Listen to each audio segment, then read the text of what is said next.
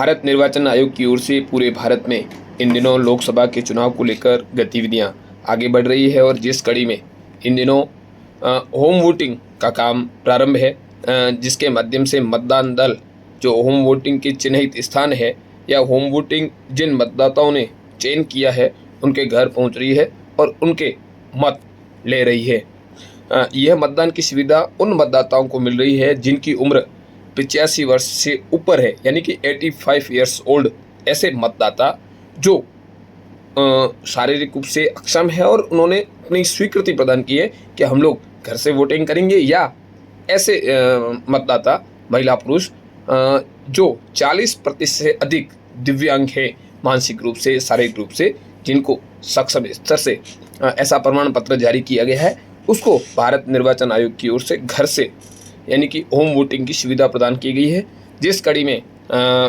बाड़मेर जिला मुख्यालय पर बाड़मेर शहर में यानी कि 16 अप्रैल की अपन बात करें तो शहर के अलग अलग स्थानों पर चुनाव आयोग की जो निर्धारित टीमें हैं, पूरे जो दल है, मतदान दल है, उन्होंने BLOs के माध्यम से, सुपरवाइजर के माध्यम से जो चिन्हित स्थान है, पूर्व निर्धारित जो मतदाता है, उनके घर पहुंचकर उनकी जो मत है, उनका जो वोट है, उसको कास्ट कराने की जो प्रक्रिया है वो पूरी विधिवत रूप से संपन्न की। और इसको लेकर शहर के अलग अलग स्थानों में 16 अप्रैल को, 15 अप्रैल को भी अलग अलग स्थानों पर वोटिंग हुई और 16 अप्रैल को शहर के अलग अलग भागों में जहां से ऐसे चिन्हित मतदाता थे जो उठने में सक्षम नहीं थे, चलने में सक्षम नहीं थे, असमर्थता व्यक्त कर रहे थे, उन मतदाताओं के घर पहुंचकर भारत निर्वाचन आयोग की ओर से उन मतदाताओं के मत लिए गए और पूरी प्रक्रिया, मतलब इतनी सहूलियत के जो मतदाता है चल नहीं सकते हैं, फिर नहीं सकते हैं, वो अपना मत किसको देना चाहते हैं उसको लेके उनके घर पहुंचकर उनसे मत लिए और पूरी प्रक्रिया के माध्यम से, जिस प्रकार भारत निर्वाचन आयोग की ओर से निर्धारित प्रक्रिया है उसके माध्यम से मतदान दलों ने उनसे वोटिंग कराई। घर में ही पूरा मिनी बूथ बनाया और बूथ बना के पूरी पारदर्शिता के साथ मतदान कराए गए। इस कड़ी में शहर में अलग अलग स्थानों पे भाग संख्या 112,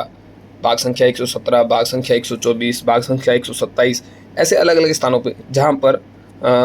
मतदान करने की जो होम वोटिंग की जो सूची थी, उस सूची में जिनके नाम चयन थे उनको होम वोटिंग कराई गई और बहुत ही अच्छा भी लगा। और जो मतदाताओं ने अपने जो विचार व्यक्त किए हैं, उन्होंने बताया कि यार ये अच्छी सुविधा है कि बाकी वरना हम लोग वोट नहीं डाल सकते थे, तो उन्होंने भारत निर्वाचन आयोग का धन्यवाद भी ज्ञापित किया है।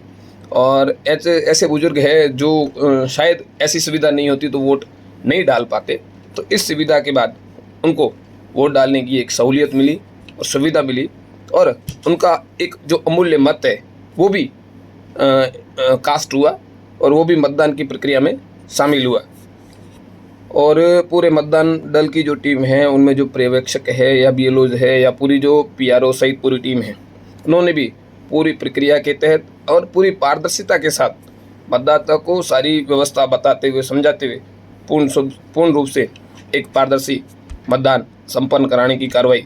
संपन्न की।